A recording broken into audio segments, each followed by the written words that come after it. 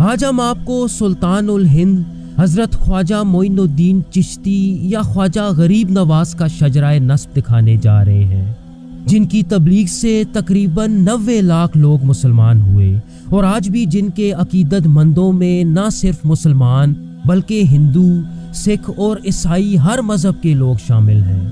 تو اس ویڈیو میں ہم دیکھیں گے کہ خواجہ صاحب کا شجرہ حضرت علی کے دونوں بیٹوں امام حسن اور امام حسین سے کیسے چلتا ہے، ان کے شجرے میں اہل بیت کے کتنے امام تھے، اور شیخ عبد القادر جیلانی سے آپ کا کیا تعلق تھا۔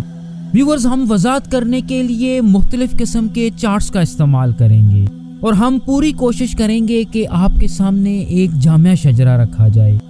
میں ہوں احتشام ارشد اور آپ دیکھ رہے ہیں دی انفوٹینمنٹ چینل۔ خواجہ غریب نواز کا اصل نام حسن تھا۔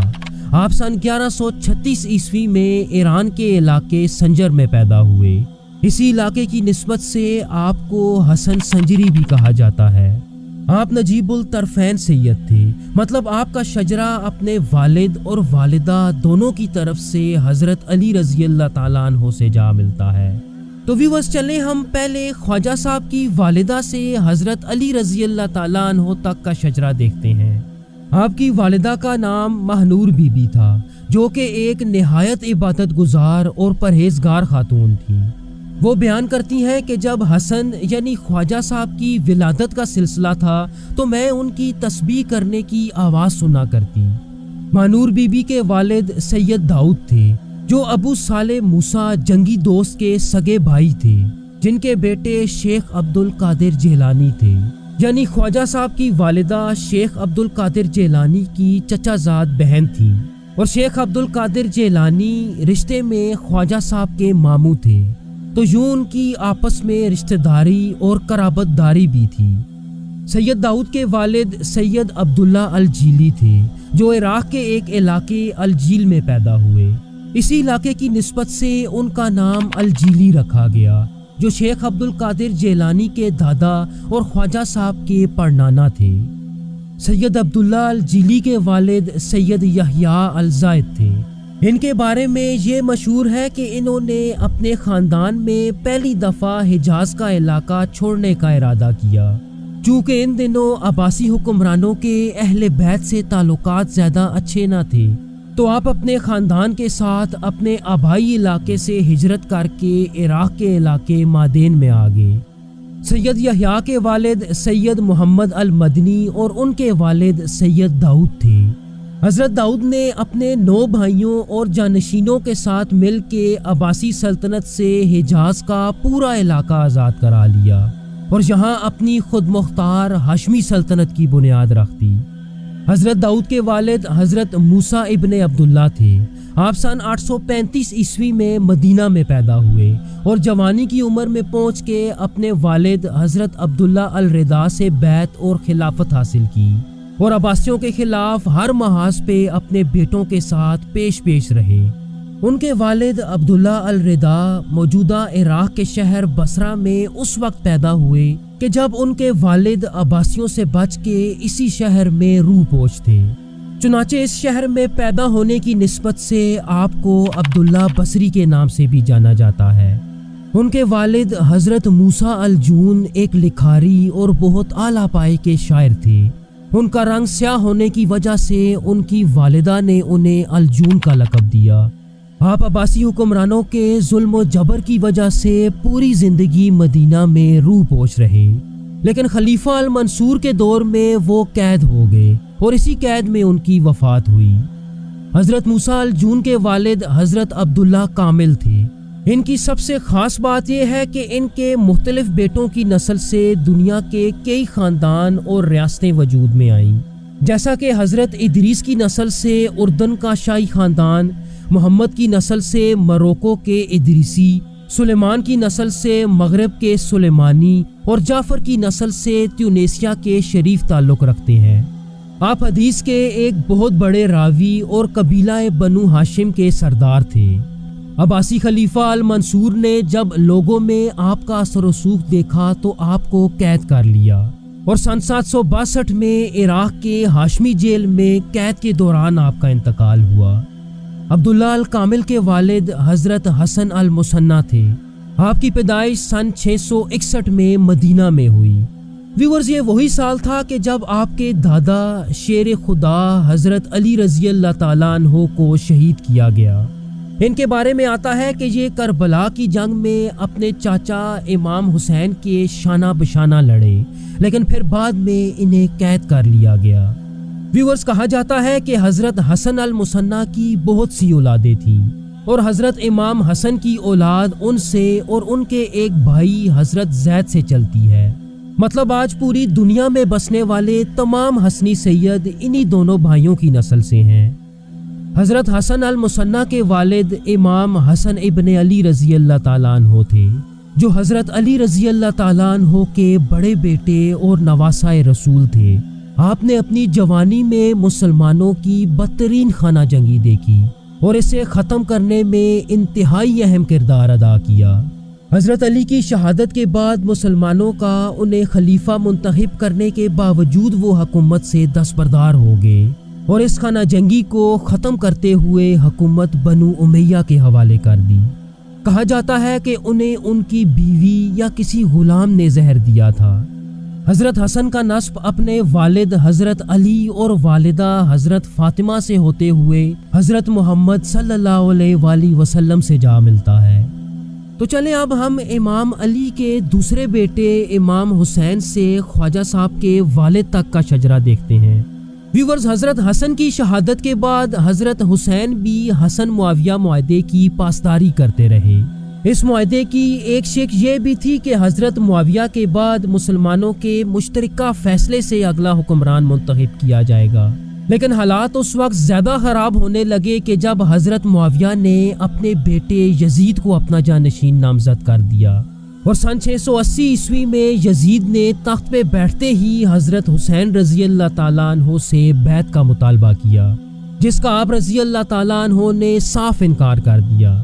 اس کے نتیجے میں کوفہ جاتے ہوئے حضرت امام حسین اور ان کے خاندان کے 72 افراد کو بے دردی سے شہید کر دیا گیا۔ اور ویورز، ان 72 افراد پہ حملہ آور ہونے والی فوج کی تعداد کچھ مورخ 4000 جبکہ کچھ دوسرے 30,000 سے زائد بتاتے ہیں۔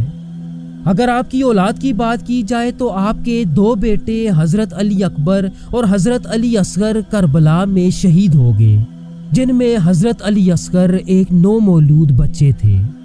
ان کے تیسرے بیٹے حضرت زین العابدین بھی کربلا میں موجود تھے، لیکن بیمار ہونے کی وجہ سے آپ کو جنگ کی اجازت نہ ملی۔ جنگ کے بعد اموی کمانڈر شمر انہیں بھی قتل کر دینا چاہتا تھا، لیکن فوج کے کچھ اونچے عہدیداروں کے مشورے سے ان کی جان بخش دی گئی۔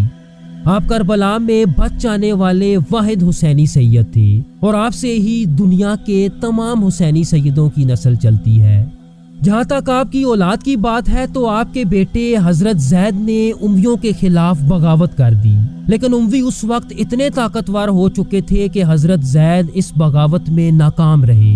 ان کی شہادت نے اسلام کے زیدیہ فرقے کو جنم دیا، جو حضرت امام زین العابدین کے بعد حضرت زید کو 5واں امام مانتے ہیں۔ جہاں تک خواجہ غریب نواز کی بات ہے تو ان کا شجرہ 12 امامی شاخ یعنی حضرت زین العابدین کے بڑے بیٹے امام محمد الباقر سے چلتا ہے۔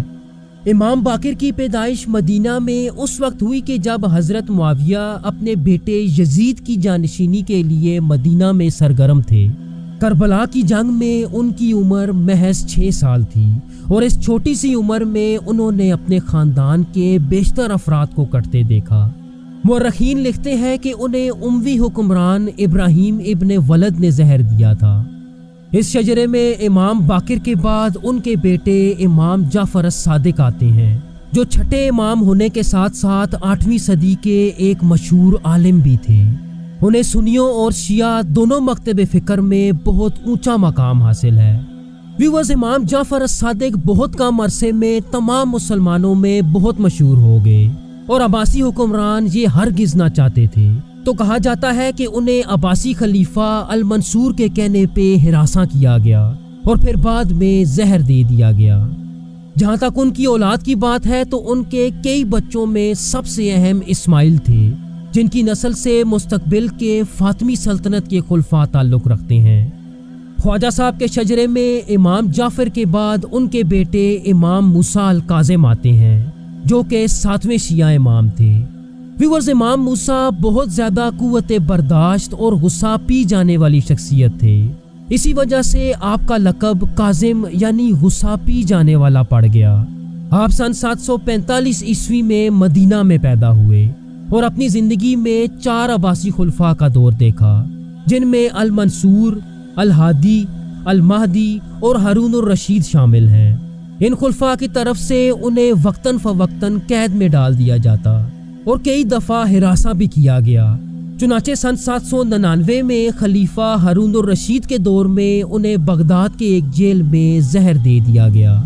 व्यूअर्स, इस जगह इस शजरे में एक तकसीम नज़र आती है, वो ये कि इमाम मूसा के बाद इमामत का सिलसिला उनके बेटे अली अल रिदा से चलता है, जो कि आगे जाके 12वें और आखिरी इमाम मेहदी पे ख़त्म होता है। जबकि ख्वाजा साहब का सिलसिला इमाम मूसा के एक दूसरे बेटे हज़रत इब्राहीम से आगे चलता है। हज़रत इब्राहीम बिन मूसा के दौर में मुसलमान चौथे फितने में मुब्तला थे और अब्बासी खलीफा हारून अर रशीद की मौत के बाद अब्बासियों की आपसी खाना जंगी शुरू हो चुकी थी। इस खाना जंगी का फ़ायदा उठाते हुए हज़रत इब्राहीम ने यमन में अब्बासियों के खिलाफ बगावत कर दी और फिर बाद में मक्का का कंट्रोल भी संभाल लिया। चुनाचे अगले खलीफा अल मामून ने उनसे जंग करने की बजाय उन्हें मक्का का गवर्नर तस्लीम कर लिया। व्यूअर्स, ख्वाजा साहब के अलावा इनकी नस्ल से दुनिया के बेशतर औलिया आए, जिनका जिक्र हम अपनी आने वाली वीडियोस में करेंगे। इनके बाद सैयद अब्दुल अजीज़, सैयद नजमुद्दीन, सैयद अहमद और सैयद कमालुद्दीन आते हैं, जिनके बारे में तारीख में कुछ ज़्यादा नहीं मिलता। चुनाचे हम ख्वाजा साहब के वालिद ख्वाजा गियासुद्दीन हसन पे आते हैं। इन्होंने अपनी ज़िंदगी का ज़्यादातर वक्त खुरासान में गुजारा। आप अपने वक्त के एक मशहूर तरीन आलिम दीन और वलीउल्लाह थे, जिनका शुमार अल्लाह के नेक और बरगजीदा बंदों में होता था। यही वजह थी कि ख्वाजा साहब ने अपनी इब्तदाई तालीम घर पे अपने वालिद से ही हासिल की। जब ख्वाजा साहब 15 बरस के हुए तो उनके वालिद और वालिदा दोनों इंतकाल कर गए। उनके वालिद ने विरासत में एक बाग और 5 चक्की छोड़ी। अपने वालिदैन के इंतकाल के बाद ख्वाजा साहब इसी बाग से गुजर बसर किया करते। एक दिन आप अपने बाग में मसरूफ़ थे तो वहाँ से एक बुजुर्ग का गुजर हुआ, जिनका नाम हज़रत इब्राहीम गंदोज़ी था। जब ये बुजुर्ग आपके बाग में आए तो आपने उनकी बहुत ताज़ीम और खिदमत की। ख्वाजा साहब की इस मेहमान नवाजी से खुश होते हुए उन्होंने रोटी का एक टुकड़ा ख्वाजा साहब को दिया और व्यूअर्स, ये टुकड़ा खाने के बाद उनका दिल दुनियावी मामलात से दीनी मामलात की तरफ बदल गया, जिसके बाद आप सिलसिला चिश्तिया के एक अजीम बुजुर्ग ख्वाजा उस्मान हारूनी के मुरीद हो गए, जिनके साथ आपने तकरीबन 20 साल तक दुनिया के बेशतर ममालिक का सफ़र किया। मौरख लिखते हैं कि जब आप मदीना मुनव्वरा हाजिर हुए तो उन्हें ख्वाब में नबी आखिरुज़्ज़मां हज़रत मोहम्मद सल्लल्लाहु अलैहि वसल्लम का दीदार हुआ और आप सल्लल्लाहु अलैहि वसल्लम ने उन्हें हिंदुस्तान में अपना नुमाइंदा या इल्ची बन जाने का हुक्म दिया। चुनाचे 13वीं सदी ईस्वी के आगाज़ में उन्होंने जनूबी एशिया का रुख किया और यहाँ आके सबसे पहले लाहौर में हज़रत अली हजवेरी या दाता गंज बख्श रहमतुल्लाह अलैह के मज़ार पे हाज़िरी दी, जिसके बाद वो अजमेर की तरफ रवाना हुए। अजमेर के इलाके में आने के बाद उन्होंने यहाँ 2 शादियाँ की। उनकी पहली बीवी सैयद वजीउद्दीन की बेटी उम्मतुल्लाह थी, जबकि आपकी दूसरी बीवी अस्मतुल्लाह एक मकामी हिंदू राजा की बेटी थी। इन 2 बीवियों से आपके 3 बेटे और 1 बेटी पैदा हुई। आपके बेटों में ख्वाजा फ़खरुद्दीन, ख्वाजा हिसामुद्दीन और ख्वाजा ज़ियाउद्दीन शामिल हैं, जबकि आपकी बेटी बीबी जमाल थी। व्यूअर्स, मौरख लिखते हैं कि ख्वाजा साहब का मकामी आबादी के साथ ऐसा रवैया था कि कमो बेश 90 लाख इंसान आपके हाथ पे इस्लाम लाए।